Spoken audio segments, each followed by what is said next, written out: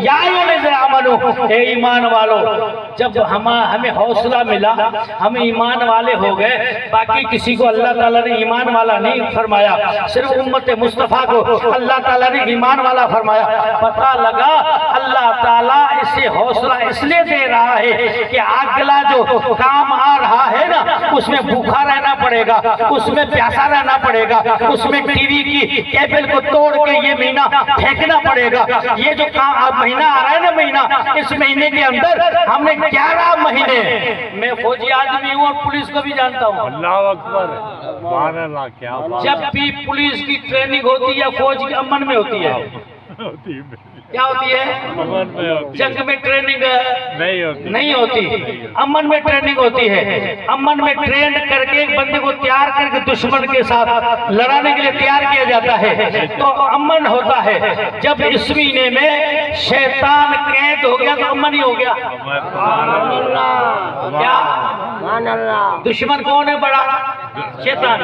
اللہ فرماتا ہے میں نے اس مہینے میں شیطان کو قید کر دیا، اب اس مہینے میں ٹریننگ کرو، اب ٹریننگ کرو، کیونکہ اگلے 11 مہینے تم نے اس شیطان کے ساتھ جنگ کرنی ہے۔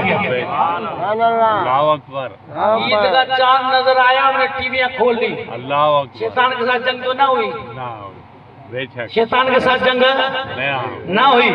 ہم بڑے بڑے متقی اپنے آپ کو کہلاتے ہیں، بڑے بڑے دین کے ٹھیکیدار اپنے آپ کو سمجھتے ہیں، لیکن ہماری شادی میں ابھی تک دین نہیں آیا، اللہ اکبر، ہماری خوشی میں بھی تک دین نہیں آیا۔